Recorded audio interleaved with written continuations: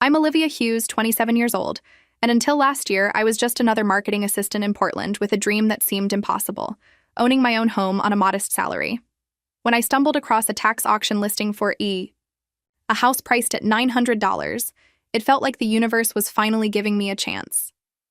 What I didn't expect was my family's reaction when I chose this opportunity over funding my sister Melissa's life-changing yoga retreat.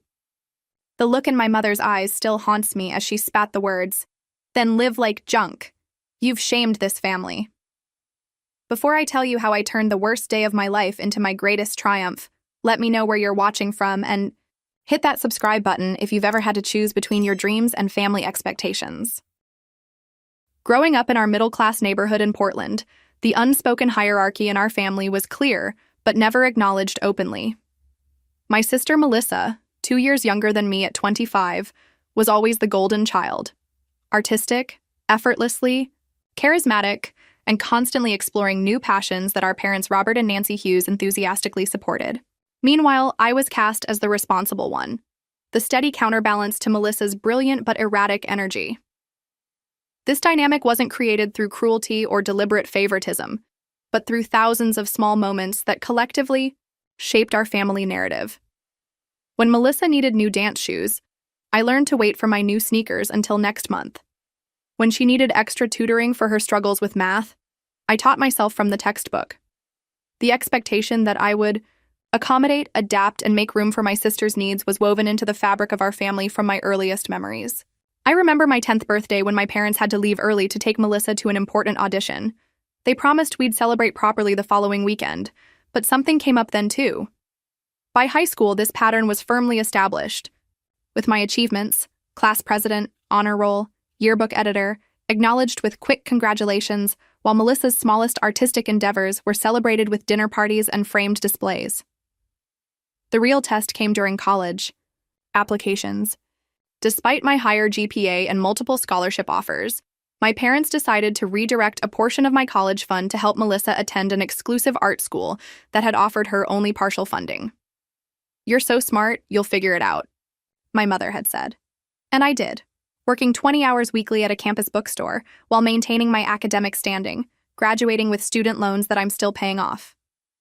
After college, I secured a position at a marketing firm in Portland, moved into a shared apartment with 2 roommates to save money, and established a life independent from my family's orbit of Melissa-centric activities. I kept meticulous control of my finances, bringing lunch from home, buying clothes secondhand, using public transportation, all to build savings toward my dream of homeownership. My promotion 6 months ago to senior marketing assistant came with a modest salary. Increase that for the first time gave me breathing room and accelerated my savings plan. Meanwhile, Melissa had cycled through several career starts: fashion design, photography, interior decorating, each beginning with enthusiasm and parental investment, each ending when the reality of disciplined work outweighed the initial creative spark. What my sister didn't know, what my parents had carefully hidden from her, was that their financial situation had become increasingly precarious. During a rare lunch with just my father, he had reluctantly confessed that their retirement accounts had been significantly depleted, and they had taken a second mortgage on the family home. "But please don't mention this to your sister or mother," he had added hastily. "We'll figure it out." I nodded, understanding that in our family, protecting Melissa's bubble was the priority. The catalyst for everything that followed was a Sunday dinner at my parents' home 3 months ago. Melissa arrived last, practically vibrating with excitement, and waited until dessert to make her announcement. "I've been accepted to the Sacred Path Yoga Teacher Training Retreat in Bali," she proclaimed, pulling glossy brochures from her bag. "It's a 6-week intensive that will completely transform my practice and give me the certification to start teaching." As my parents exchanged uncertain glances, I calculated the cost in my head. International airfare, 6 weeks of accommodation. In Bali, the course fees. Easily $3,500, probably more. Melissa continued, oblivious to the tension. "It starts in just 5 weeks, which is perfect timing for me to transition from the boutique." She had been working part-time at an upscale clothing store for about 4 months, her longest employment stint to date. My father cleared his throat. "That sounds wonderful, sweetheart, but that's quite an investment. Have you thought about the costs involved? Melissa's face fell slightly before she rallied. I've saved a little, and I thought maybe we could treat this as a family investment in my future career. Once I'm certified, I can start teaching right away. The look my parents exchanged was brief but loaded with meaning, and then, like clockwork, 3 sets of eyes turned to me. My mother spoke first, her voice casual but purposeful. Olivia, didn't you mention getting a raise recently? Family supports each other, and this sounds like such an amazing opportunity for your sister. The familiar weight of expectation settled on my shoulders, but this time something felt different. Perhaps it was the knowledge of my parents' financial struggles they were hiding from Melissa, or perhaps it was the nearly $40,000 I had painstakingly saved over years of sacrifice, now tantalizingly close to a down payment on a modest home. Whatever the reason, instead of my usual accommodating nod, I heard myself say, "Let me think about it," which in our family dynamics was practically a declaration of rebellion. The Portland housing market had been a source of constant frustration for me, with even the smallest condos in marginally safe neighborhoods starting well above what my careful budget could accommodate. I had been searching listings nightly for months, watching as properties were snapped up within days, often at 10 to 15% above asking price. My rental situation was becoming increasingly unstable as well. My roommates had both recently announced plans to move in with their respective partners, leaving me facing either finding new roommates or somehow affording the 2-bedroom apartment on my own. The discovery that changed everything happened entirely by accident 3 days after the family dinner, where Melissa announced her retreat plans. My coworker Lucas was researching tax auctions for a marketing client who specialized in property investment, and I was helping him organize information for the presentation. "Look at this one," Lucas said, pointing to his screen. $900 starting bid for a whole house. That's gotta be a typo. I leaned over to look at the listing. A small cottage-style home built in the 1920s in the Selwood neighborhood. The photos showed a clearly abandoned property with boarded windows, overgrown yard, and visible exterior damage, but the bones of something charming were still visible beneath the neglect. "It's probably got a lien against it or structural issues. That would cost tens of thousands to fix," Lucas said with a laugh. But something about the property captured my imagination. During my lunch break, I found myself researching the address, discovering it had been vacant for over 15 years following a tax default. The auction was scheduled for the following Saturday, just 3 days away. After work, I drove to the neighborhood to view the property from the outside. The street was better than I expected. A mix of well-maintained older homes and some in various stages of renovation, suggesting a neighborhood in transition. As I stood staring at the rundown cottage, an elderly Asian man emerged from the neighboring property. "You interested in the old Wilson place?" he asked. I introduced myself, and he identified himself as Mr. Chen, a 30-year resident of the neighborhood. "Sad story," he said, shaking his head. "The Wilson family, elderly couple, both passed within months of each other. Their son was supposed to inherit, but he had troubles. Addiction, I think. Never claimed the property, and it's been sitting empty since. Shame to see it fall apart. It was a beautiful home once." Encouraged by this encounter, I spent the evening researching renovation costs, zoning regulations, and property values in the area. The next day, I called Jake Martinez, a contractor friend from college who did budget renovations, and described the property. "Honestly, it's probably a money pit for most people," he said after looking up the listing I sent him. "But for someone willing to live in it while fixing it up slowly and do some of the work themselves, yeah, it could be a diamond in the rough. The location alone makes it worth considering if the price really is that low." For the next 2 days, I went back and forth, calculating costs, risks, and possibilities. The morning before the auction, Melissa called. "So, have you thought about what we discussed at dinner?" she asked without preamble.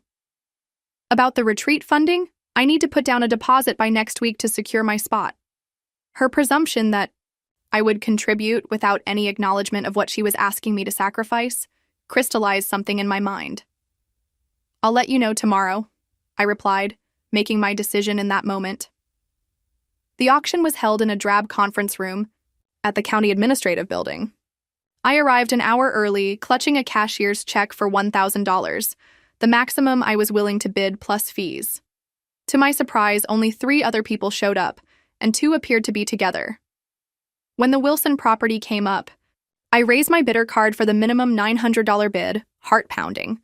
The couple conferred briefly, but didn't counter. Going once, going twice, sold.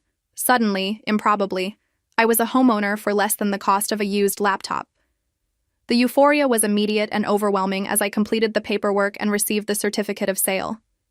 In a daze, I drove directly to the property, my property, and stood on the crumbling sidewalk, staring at the dilapidated cottage with a mixture of elation and terror.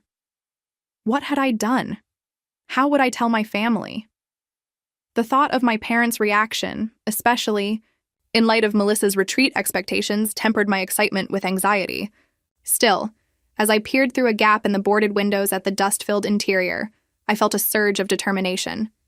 This was mine, the first thing that had ever been truly, solely mine, and somehow I would make it work. I called my best friend Aiko from the sidewalk in front of my new house, barely able to form coherent sentences through my excitement. "You did what?" she exclaimed, her voice a mixture of disbelief and admiration. $900? In Portland? That's not even a month's rent for a closet. I explained the condition of the house, the risks involved, and my tentative renovation plans while Aiko alternated between cautioning me about potential disasters and congratulating me on my boldness. "What did your family say?" she finally asked, hitting the question I'd been avoiding. "I haven't told them yet," I admitted. With Melissa's retreat thing hanging in the air, it's complicated. Aiko's silence spoke volumes. She had witnessed enough of my family dynamics over our decade of friendship to understand the implications. "Want me to come with you when you tell them?" she offered. I declined, but promised to call her afterward, regardless of the outcome. That evening, I received a text from my mother. "Dinner tomorrow at 6. Melissa has exciting updates about her retreat. Don't be late." The timing seemed cosmically engineered for maximum drama, but perhaps it was better to get everything out in the open at once. I spent a restless night alternating between watching YouTube videos about basic home repairs and rehearsing how to break my news to the family. When I arrived at my parents' house the following evening, Melissa's car was already in the driveway, alongside an unfamiliar vehicle that turned out to belong to her new boyfriend, Ethan, a yoga instructor she had apparently been dating for 3 weeks. Inside, my mother was setting the table with the good china, a sign that this dinner was considered a special occasion. "There she is," Melissa called when I entered, rushing over to hug me with unusual enthusiasm. "I have so much to tell you." Throughout the appetizer course, my mother's special occasion crab cakes, Melissa dominated the conversation with details about her retreat, the famous yoga instructors who would be teaching, and the networking opportunities that awaited her.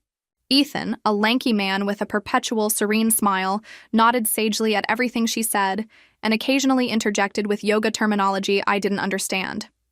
As my mother served the main course, Melissa finally reached into her bag and pulled out several printed sheets. "So I've worked everything out financially," she announced, sliding papers toward our parents and me. I looked down to see a detailed breakdown of costs totaling $3,800, more than I had estimated, with a pie chart showing expected contributions. My portion was listed as $2,000, more than half the total cost. "I know it's a lot," Melissa continued, misinterpreting my shocked expression, "but I've already committed $500 from my savings, and Mom and Dad are covering the airfare and some spending money. Your part would cover the actual retreat tuition." She beamed at me expectantly while my parents studiously focused on their meals. "This is an amazing opportunity, Liv," my father finally said. "Your sister has found her calling, and family supports family." The moment stretched between us as I formulated my response, aware that what I said next would permanently alter our family dynamic. "I'm not able to contribute to the retreat," I said finally, my voice steadier than I expected. "I've made a significant financial commitment of my own." 4 sets of eyes fixed on me with varying degrees of confusion and suspicion. My mother set down her fork. "What kind of commitment?" she asked carefully. "I bought a house," I said, the words hanging in the air for a beat before I added, "Yesterday, at auction." Melissa laughed, clearly believing I was joking. "No, seriously, what's going on?" My father leaned forward. "Olivia, what are you talking about? You don't have enough saved for a down payment yet." "It was a tax auction property," I explained, pulling up photos on my phone. The winning bid was $900. I passed my phone to my father, watching as his expression shifted from confusion to disbelief as he swiped through the pictures of the dilapidated cottage. "This is uninhabitable," he said finally. My mother took the phone from him, her lips thinning as she examined the images. "You spent money on this garbage, instead of helping your sister?" Melissa grabbed the phone next, her earlier joy evaporating as she scrolled through the pictures. "This is a joke, right? You can't seriously have chosen this over my retreat." I tried to explain my reasoning. The opportunity the property represented, the financial calculations I'd made, my conversations with the contractor. But with each word, the atmosphere in the room grew heavier. "Do you have any idea what you've done?" My mother interrupted. "Your sister has a real chance at building a career, at finding her path, and you've thrown it away on a dumpster." Ethan, looking uncomfortable, murmured something about negative energy and excused himself to the living room. "I've been saving for years," I said, my voice rising despite my efforts to stay calm. "This is my chance to build something for myself instead of always putting everyone else first." My father shook his head, disappointment etched in every line of his face. "This isn't about putting yourself first, Olivia. This is about making smart decisions versus foolish ones. That house will drain every penny you have and still be worthless." Melissa pushed back from the table, tears streaming down her face. "You've ruined everything," she cried. "The deposit is due next week, and without your part, I can't go. Do you know how competitive it was to get accepted? This was my one chance." The argument escalated, voices rising until our neighbors could surely hear through the open dining room windows. My mother followed Melissa to comfort her, while my father and I continued our increasingly heated exchange in the dining room. "You've always been the responsible one," he said, his voice heavy with disappointment. "I never thought you'd do something so impulsive and selfish." When my mother returned, her face was flushed with anger. "Well, I hope you're happy with your decision. Your sister is devastated." I stood, gathering my things, recognizing that no productive conversation could happen now. "I'm sorry Melissa is upset, but this is important to me. I think it's best if I go." As I headed for the door, my mother's voice stopped me cold. "Then go live in your junk house if that's what you value. You've shamed this family with your selfishness." My father didn't contradict her, his silence an endorsement of her judgment. "Don't come back until you've fixed your priorities," my mother added as I stepped onto the porch, the door closing firmly behind me before I could respond. I stood there for a long moment, the weight of their rejection pressing against my chest, until it became difficult to breathe. Then slowly, I walked to my car and drove away from the only family I had ever known. Aiko's one-bedroom apartment became my temporary sanctuary for the next week as the reality of my situation settled in. "You can stay as long as you need," she insisted, making up the sofa with extra blankets and clearing a drawer for my clothes. During the day, I went through the motions at work, fielding curious questions about my distracted state with vague references to family issues, while spending lunch breaks making calls about utilities and researching the permits I would need.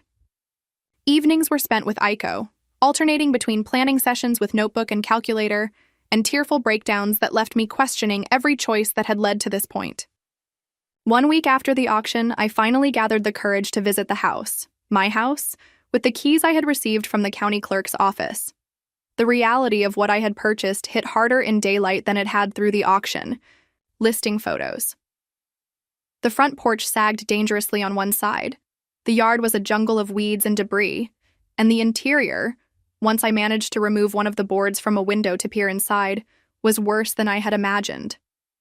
Decades of neglect had left water damage on the ceilings, floors buckled in several places, and evidence of various unwelcome animal visitors throughout. Standing in what I assumed was once the living room, The magnitude of what I had taken on crashed over me like a physical wave. I sank to the floor, heedless of the dust and grime, and gave myself over to panic and tears. That night, back on Aiko's couch, I received the first of many text messages from Melissa. "Thanks for destroying my future. Hope your trash heap was worth it." I couldn't bring myself to respond, instead staring at the ceiling until the first light of dawn filtered through the curtains. My parents maintained a silence that spoke volumes. No calls, no texts, no acknowledgement of my existence. In some ways, their absence hurt more than Melissa's anger.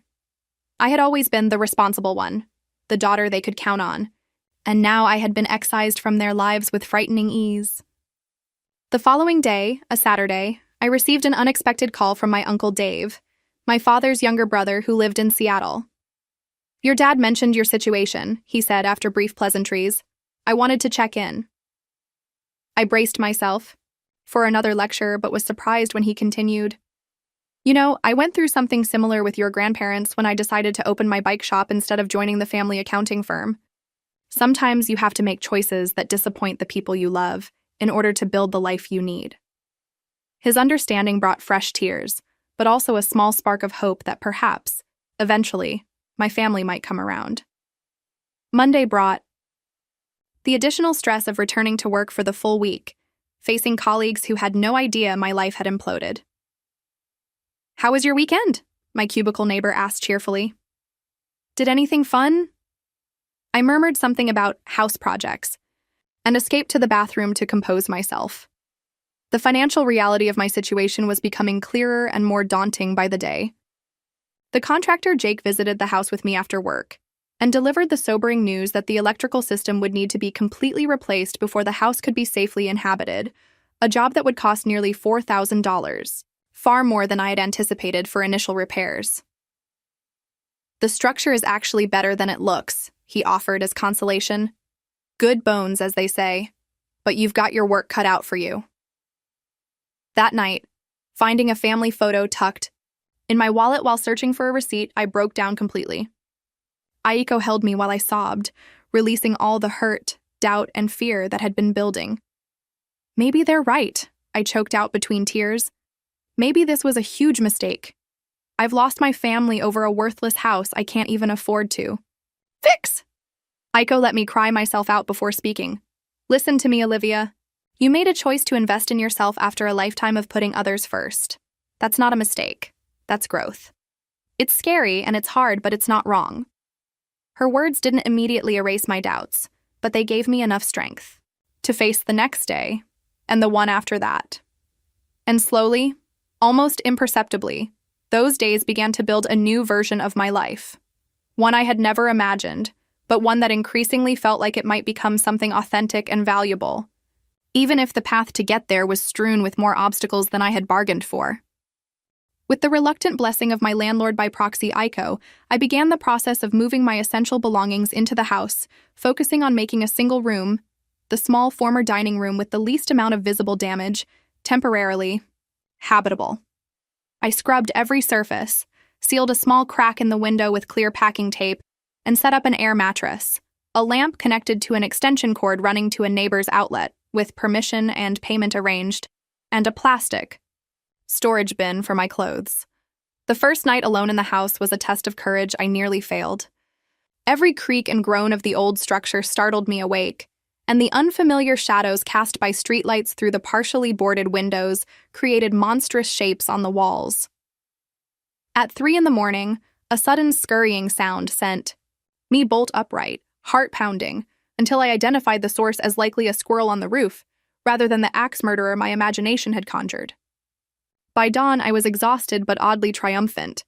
I had survived my first night as a homeowner, however uncomfortable. The second day brought an unexpected encounter that would begin to reshape my experience. While attempting to clear some of the front yard debris in the early evening after work, I noticed an elderly woman watching me from the sidewalk, leaning heavily on a cane. "You the new owner?" she called out. I approached, introduced myself, and learned she was Mrs. Wilson. No relation to the former owners who lived 3 houses down.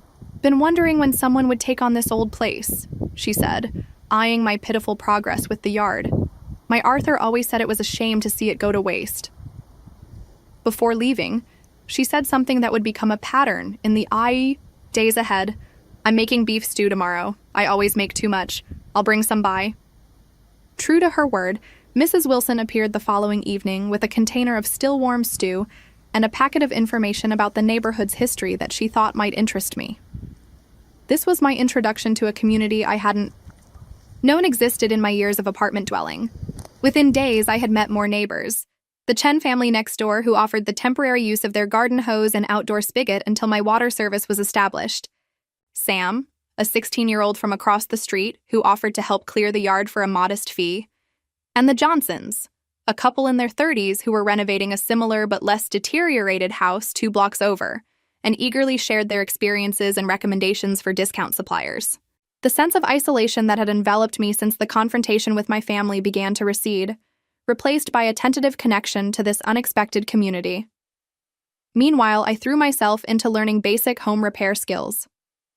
My lunch breaks were spent watching instructional videos, evenings after work dedicated to practice. I became a familiar face at the local library, checking out books on everything from basic plumbing to identifying load-bearing walls. My first significant victory came when I successfully repaired the broken front porch steps using salvaged wood from the backyard shed and techniques learned from a YouTube series. The confidence gained from that small accomplishment fueled my determination to tackle increasingly complex projects. 3 weeks into ownership, Jake, the contractor friend, appeared at my door unannounced on a Saturday morning.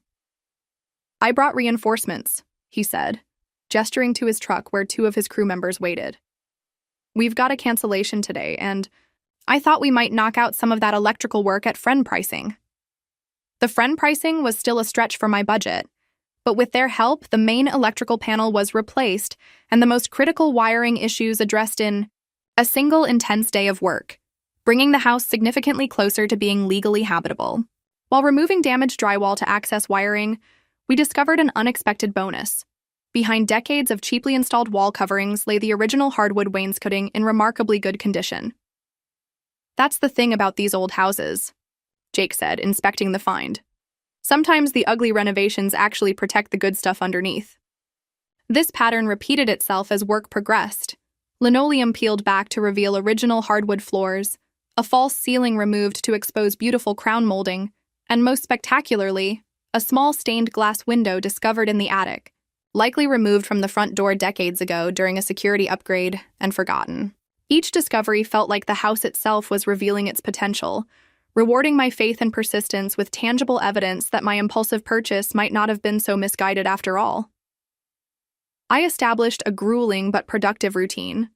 Work during the day, renovation for 4 to 5 hours each evening, collapse into exhausted sleep, repeat.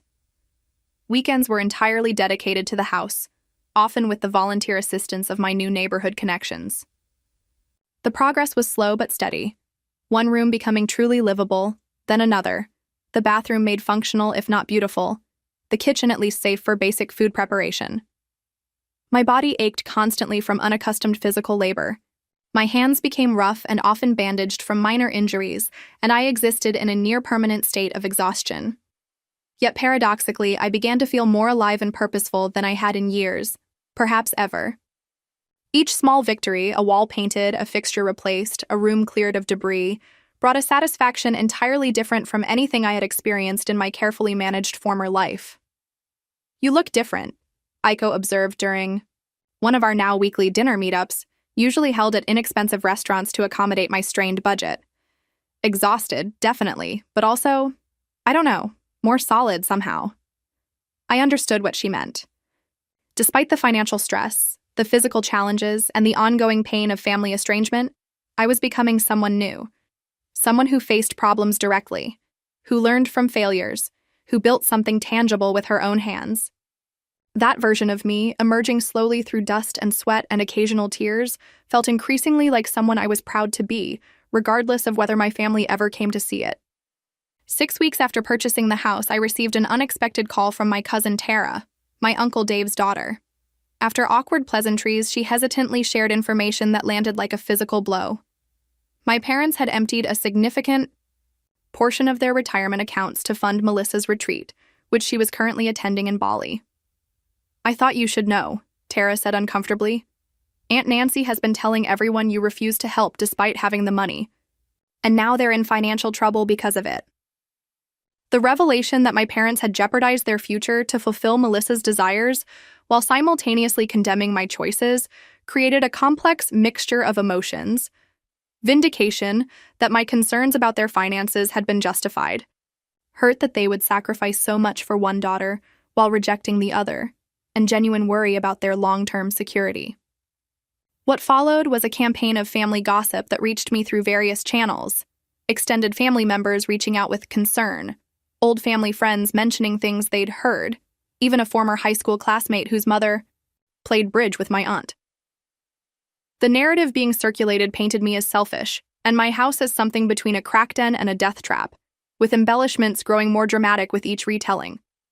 Attempts to correct the record were met with skepticism or polite disengagement, the original story apparently more entertaining than the truth. I tried to focus on the progress with the house rather than the pain of these betrayals, but the stress inevitably affected other areas of my life. At work, my performance began to suffer noticeably. Twice I missed morning meetings after staying up until 3 working on essential plumbing repairs, and my usually meticulous marketing reports contained uncharacteristic errors. My boss, Sandra, called me into her office after I dozed off during a client presentation. "I don't know what's going on with you," she said, "but this isn't the Olivia I hired. Consider this an official warning." I promised improvement, knowing, even as I spoke, that something would have to give in my unsustainable schedule. Meanwhile, Melissa had begun posting daily updates from her retreat, beachfront yoga sessions, smiling group photos with her new soul family, philosophical captions about releasing negativity that seemed pointed given the timing. Each post received enthusiastic comments from my parents, their support a stark contrast to their continued silence toward me. My repeated attempts to reach out, carefully worded texts, voicemails, even a handwritten letter, went unanswered, except for a brief message from my father. "We need time. Please respect that."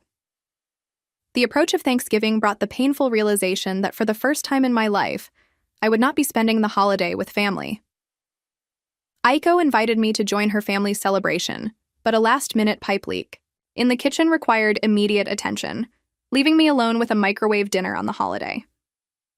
As I sat on my newly sanded but not yet finished floors, eating turkey and instant mashed potatoes from a plastic tray, I allowed myself a solid hour of self-pity before returning to the pipe repair. The following week brought the crisis I had been dreading. A company-wide email announcing restructuring due to lost clients, with a subsequent private meeting where Sandra regretfully informed me that my position was being eliminated. "Your performance issues didn't help," she admitted. "But honestly, this would have happened regardless. We've lost the Westridge account, and marketing is taking the biggest hit." I was offered a modest severance package, 2 weeks' pay plus accrued vacation time, and asked to clear out my desk by the end of the day. The timing couldn't have been worse. The electrical work had depleted most of my remaining savings, and the ongoing costs of materials for essential repairs continued regardless of my employment status. I had been counting on at least another month of salary before the house would be in condition to pass inspection for permanent utilities, a necessity before I could consider it truly habitable rather than camping in a construction zone. The job market in Portland was competitive even for employed candidates with current references. As an unemployed applicant with a recent performance warning, my prospects seemed bleak. I threw myself into an aggressive job search, applying for positions I was overqualified for alongside reach opportunities that would normally be a step up. Simultaneously, I accelerated work on the house, recognizing that completing enough repairs to make it officially habitable would eliminate my largest ongoing expense, the rent I continued to contribute to Aiko despite primarily living at the house. Days blurred into an exhausting cycle of online job applications, interviews that went nowhere, and increasingly desperate renovation work. My severance ran out quickly, followed by my emergency fund. I began selling non-essential possessions to buy construction materials, each trip to the hardware store becoming an exercise in painful prioritization. The breaking point came during an early December rainstorm. A section of patched roof gave way, sending water cascading into what I had hoped would be my finished bedroom within weeks. Standing in the middle of the room at midnight, frantically positioning buckets and pots to catch the leaks, soaked to the skin and shivering in the unheated house. I finally confronted the possibility that my parents and sister had been right, that I had destroyed my family relationships, derailed my career, and depleted my savings for a hopeless case. For the first time since purchasing the house, I seriously considered giving up, walking away from the property, bankrupting myself in the process, and starting over with whatever scraps of dignity and resources I could salvage. The thought formed with perfect clarity. I had made a catastrophic mistake, and there was no path forward that didn't involve admitting defeat. I sat down on the wet floor, surrounded by the sounds of dripping water and howling wind, and allowed myself to fully feel the magnitude of what seemed like inevitable failure. The moment of despair, complete and overwhelming as it was, contained the seed of its own solution. Still sitting on the wet floor of what should have been my bedroom, I found myself mindlessly scrolling through rental listings on my phone. Partly to torture myself with what I could have afforded if I hadn't sunk everything into the house, partly because homelessness was becoming a real possibility if I couldn't find income soon. A listing for a charming private room in historic home caught my eye. $500 weekly for a bedroom in a renovated Victorian, shared bathroom and kitchen access, utilities included. I stared at the listing for several minutes. Before the idea crystallized, I had a house with 3 bedrooms. I only needed 1. The front bedroom was the closest to being finished, needing primarily cosmetic work rather than structural repairs. If I could complete that single room to a rentable standard, I could potentially generate income while continuing to renovate the rest of the house. The next morning, I researched Portland's short-term rental regulations and permit requirements, discovering that my property's zoning allowed for such use with relatively straightforward paperwork. With renewed purpose, I redirected all my remaining resources and energy toward making the front bedroom and shared bathroom presentable. Jake, hearing of my job loss and new plan, brought over leftover paint and flooring materials from other projects. Mr. Chen helped me install a programmable keypad lock on the front door for future guest access. Sam, the neighborhood teenager, spent a weekend helping me deep clean and prepare the room in exchange for math tutoring for his upcoming SATs. Within 2 weeks of my midnight epiphany, I had transformed the front bedroom into something genuinely appealing. Freshly painted walls in a warm cream, refinished original hardwood floors, a carefully restored built-in bookcase, and simple but attractive furnishings cobbled together from thrift stores and neighborhood free piles. I wrote a listing that emphasized honesty. Private room in 1920s cottage undergoing loving restoration. Experience Portland's historic architecture in transition. Comfortable, clean private bedroom in otherwise under renovation home. Perfect. For the adventurous traveler who appreciates character over luxury, shared bathroom, access to simple kitchen facilities, friendly owner lives on site and is happy to share renovation journey and neighborhood recommendations. I set the rate. Deliberately low, $40 per night with discounts for weekly or monthly stays, and crossed my fingers. 3 days later, I received my first booking request. A traveling nurse named Diana needed accommodation for a 6-week contract at a nearby hospital, starting immediately. The monthly rate I had offered was significantly less than she would pay elsewhere, and as a healthcare worker, she kept long hours that would give me plenty of time to work on the house without disturbing her. It seemed almost too perfect, raising fears that once she saw the reality of the still very much under construction property, she would demand a refund and leave scathing reviews that would kill my rental business before it began. Instead, Diana arrived, surveyed the property with clinical objectivity, pronounced her room perfectly functional, and proceeded to become not just a reliable tenant but an unexpected ally. I grew up in a family of contractors, she revealed over shared coffee during her first weekend. I know my way around basic electrical work if you ever need an extra pair of hands. The steady income from Diana's stay, modest as it was, provided enough financial breathing room to continue essential repairs and maintain my job search. Through Diana's hospital connections, I was introduced to a real estate agent who specialized in medical facility properties and needed someone to take listing photos. I usually hire professionals, she explained, but my regular photographer is booked solid for the next 2 months, and I have listings that can't wait. My marketing background included basic photography skills, and with the help of YouTube tutorials and practice, I was able to produce images that satisfied her requirements. What began as a one-time gig evolved into a regular side hustle, providing additional income while allowing me flexibility to continue house repairs and job interviews. In a stroke of unexpected good fortune, a local blog focused on Portland, Neighborhood Revitalization discovered my project through community connections and requested an interview about grassroots urban renewal. The resulting feature, Portland's youngest urban homesteader breathes new life into abandoned historic property, included before-in-progress photos of the house and a quote from Mrs. Wilson about how my efforts were bringing pride back to the block. The publicity generated interest in my short-term rental, creating a wait list of potential guests for when Diana's stay concluded, and also led to connections with local salvage companies willing to provide discounted materials in exchange for mentions in future articles. As December progressed, the absence of family became increasingly painful despite my improving circumstances. Christmas decorations appeared in neighborhood windows, holiday music played in stores, and conversations everywhere turned to family gatherings and traditions. I had accepted that I would spend the holiday alone when Mr. Chen appeared at my doctor on Christmas Eve. "My family is gathering tonight," he said simply. "Too many people, too much food. You will join us." His tone made it clear this was not merely an invitation, but an expectation. That evening, surrounded by 3 generations of the Chen family in their warm, chaotic home, I experienced a different kind of belonging than I had ever known with my biological family. No one expected me to be anything other than who I was. No invisible scorecards, no shifting standards, no competition for attention or approval. Mrs. Chen pressed second and third helpings on me. Their children showed me their holiday gifts with unself-conscious enthusiasm, and Mr. Chen proudly introduced me to relatives as our neighbor who is bringing the Wilson house back to life. When I returned to my own house late that night, it no longer felt like a symbol of family rejection, but rather the beginning of something new, a different kind of connection to people who valued me for my efforts rather than my compliance with their expectations. For the first time, I could envision a future where the renovation's completion wasn't just a vindication of my decision, but a genuine achievement to be celebrated on its own terms.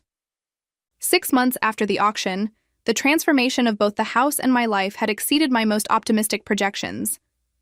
The exterior renovation was nearly complete.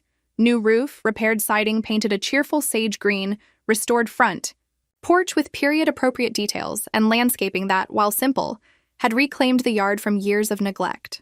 Inside, 2 bedrooms were fully renovated and almost continuously rented through my now well-reviewed short-term rental listing, providing steady income that funded ongoing work on the remaining spaces.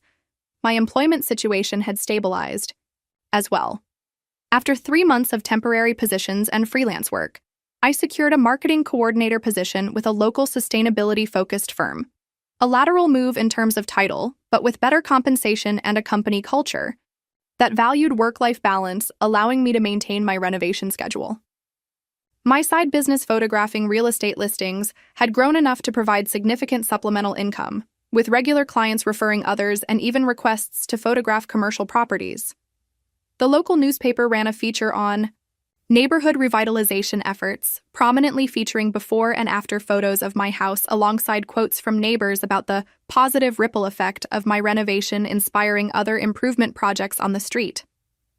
While I savored the vindication this public recognition provided, the continued silence from my family cast a shadow over these achievements. Melissa had returned from her retreat 3 months earlier with a yoga teacher certification, but no immediate career prospects in the competitive Portland wellness market. Through neighborhood grapevine connections, I heard she had moved back into our parents' home, temporarily, while exploring her options. Financial difficulties within my family were becoming increasingly apparent to their social circle, with my parents quietly listing their boat for sale, and my mother returning to part-time work at her former accounting firm after years of retirement. I had maintained sporadic contact with Uncle Dave, who occasionally provided these updates while respecting my parents' boundaries. The uneasy equilibrium shattered unexpectedly on a Saturday afternoon in June, nearly 7 months after the confrontation.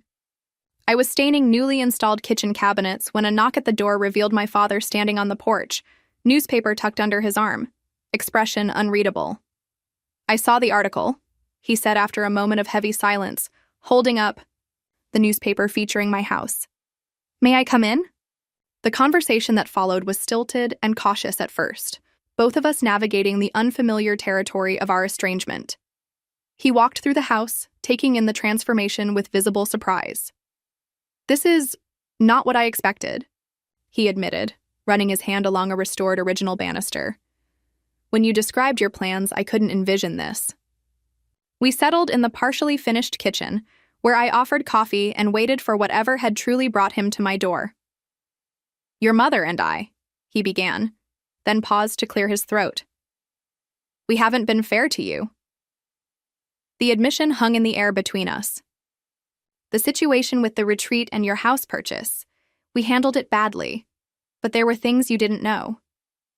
He proceeded to reveal what I had long suspected. Their financial situation was significantly worse than they had let on, with credit card debt accumulated to maintain appearances and support Melissa's various endeavors, second and third mortgages on their home, and retirement accounts that had been repeatedly tapped for emergencies that were often Melissa's abandoned ventures. "We thought the retreat would be different," he said, "that she'd finally found her path. We couldn't tell her no, not again, but we couldn't afford it either. When you announced you'd spent money on this house," he gestured around us, "it felt like you were deliberately sabotaging her chance, choosing a rundown property over your sister's future." I let him talk, years of family dynamics unspooling as he gradually acknowledged the pattern of expectations placed on me versus those placed on Melissa. "We justified it by telling ourselves you were the strong one, the capable one. She needed more support. But that wasn't fair to you, and I see that now." He reached for my hand across the table. "I'm proud of what you've done here, Olivia. You saw potential where we saw only problems, and you made it real through sheer determination. That's extraordinary." The reconciliation was incomplete. My mother remained unwilling to visit, her pride still an insurmountable barrier. But it was a beginning. My father promised to keep working on her, and in the meantime, we established a tentative new relationship based on phone calls and occasional dinners at neutral locations. 3 weeks after my father's visit, Melissa appeared on my doorstep unannounced, her expression a complex mixture of defiance and uncertainty. Unlike our father's cautious approval, Melissa's reaction to the house was initially dismissive. "So, this is what you chose over my career," she said, eyeing the kitchen renovation with exaggerated indifference. The conversation that followed was painful but necessary. Years of unacknowledged resentment and competition finally spoken aloud. "You've always been the favorite," she accused. "The perfect daughter with the perfect grades and the perfect job." I laughed without humor. "And you've always been the one whose dreams matter, whose desires come first, whose failures are just stepping stones to the next opportunity everyone rushes to fund." The argument escalated, then gradually transformed into something more honest as exhaustion replaced anger. For perhaps the first time, we spoke to each other as adults rather than as competitors for parental approval. "I was jealous of your certainty," Melissa admitted finally. "You always seemed to know exactly what you wanted and how to get it. I'm still trying to figure out who I am." By the time she left, something fundamental had shifted between us. Not forgiveness exactly, not yet, but recognition of each other's struggles, of the roles we had been assigned in our family's drama, of the possibility that we might eventually find our way to a relationship not defined by our parents' expectations. "The house really is beautiful," she said at the door, the first genuine compliment she had offered. "Maybe you could help me figure out what color to paint my room at Mom and Dad's. Apparently, I'm staying longer than I thought." It was a small olive branch, but I recognized it for the effort it represented. "I'd like that," I replied, meaning it despite the lingering hurt. The healing of family wounds proved to be like the renovation itself, a long process of addressing fundamental issues rather than cosmetic fixes, with progress measured in small improvements rather than dramatic transformations. There were setbacks, a particularly difficult family dinner that ended in renewed argument, weeks of silence following thoughtless comments, but the general trajectory was toward rebuilding, however slowly. My mother's first visit to the house, when it finally happened nearly 9 months after the confrontation, was a study in conflicting emotions. Her pride prevented outright acknowledgement of my success, but I caught the moments of genuine surprise and reluctant admiration as she noted original features I had painstakingly restored, clever storage solutions, and the overall transformation, from abandonment to beauty. "It's not what I expected," she said finally, an echo of my father's words that represented the closest she could come to approval. It wasn't the wholehearted validation I had once craved, but I was surprised to discover it was enough, her opinion no longer the defining measure of my choice's worth. On the 1-year anniversary of the auction, I hosted a celebration that symbolized how profoundly my life had changed. The backyard, once an impenetrable jungle of weeds and debris, had been transformed into a simple but inviting garden space. With a wooden deck built from reclaimed materials, strings of lights crisscrossing overhead, and potted herbs filling the air with fragrance. Around the large salvage table gathered an unlikely family of choice: Aiko and her boyfriend, the Chens, Mrs. Wilson, Jake and his wife, Diana the traveling nurse who had become a friend between contracts, and a rotating cast of former short-term guests who remained in touch. The house itself stood as testimony to what determination and vision could accomplish. The final renovation touches had been completed the week before. Vintage-style light fixtures installed in the hallway. The last room painted, period-appropriate house numbers affixed to the freshly painted front door. What had once been a neighborhood eyesore was now frequently photographed by architecture enthusiasts and featured in a local historic homes publication. The transformation had inspired others on the block. 3 other properties had undergone significant improvements in the months since I began, creating a noticeable ripple effect of neighborhood pride. My professional life had stabilized into something more fulfilling than what I had left behind. The marketing coordinator position had evolved into a role that included community outreach, allowing me to use my renovation experience to help connect the sustainability firm with local revitalization efforts. My side business, photographing? Real estate had grown enough to require occasional subcontracting when my schedule couldn't accommodate all requests. Most significantly, I had launched a blog documenting my renovation journey, which had gained a modest but engaged following of first-time homebuyers looking to enter challenging markets through similar methods. The most unexpected development came 6 weeks before the anniversary, when my mother arrived for what had become a monthly inspection tour of the latest improvements. Instead of her usual careful mix of mild approval and subtle suggestions for changes, she brought a housewarming gift, a quilt she had made herself, patterned after the stained glass window I had restored for the entryway. "I thought it might look nice in the master bedroom," she said, not quite meeting my eyes. "The colors match what you've done in there." The gesture represented months of effort, both in the creation of the quilt itself and in the emotional work of moving toward genuine acceptance. Our relationship remained complicated, the patterns of a lifetime not easily rewritten, but we were learning to know each other as adults rather than through the restrictive roles of our family script. My sister's journey toward understanding had progressed more quickly, perhaps because her own post-retreat struggles had created unexpected empathy. After 3 failed attempts to launch yoga classes at local studios, Melissa had found herself facing the kind of persistent rejection I had experienced for years in the housing market. "I never understood before how hard it is to keep trying when nothing seems to work out," she admitted during one of our now regular coffee meetings. "You just kept going with this house even when it seemed impossible." Her growing respect for my perseverance had gradually transformed into genuine interest in the renovation process itself. To my surprise, Melissa revealed an aptitude for design, elements I often overlooked, her artistic eye complementing my more practical approach. She had recently begun bringing lunch to the house on Saturdays to help with whatever project I had underway, our childhood competitiveness slowly giving way to an appreciation of our different strengths. My father had become an unexpected ally. In practical matters, his engineering background proving valuable when complex structural issues arose. Though he never directly apologized for the initial rejection, his consistent presence and willingness to spend weekends helping with projects spoke louder than words could have. "Your grandfather would be proud," he said once while helping install new water pipes. "He always said you could judge a person's character by how they handle tools and problems. You handle both pretty damn well." The anniversary dinner represented the culmination of a year's work on both the house and my own understanding of what truly mattered. As we shared food and stories under the evening sky, I realized that the house had given me far more than physical shelter. It had provided the catalyst for breaking dysfunctional patterns, for discovering capabilities I never knew I possessed, for building authentic connections based on mutual respect rather than obligation. When the conversation naturally turned to my renovation journey, I found myself saying, the biggest restoration wasn't the house, it was me. I had to tear down years of trying to be what everyone else needed and rebuild based on my own foundation. The nods of understanding around the table reflected the genuine community that had formed through shared work and mutual support, something I had never experienced in the carefully maintained appearances of my family life.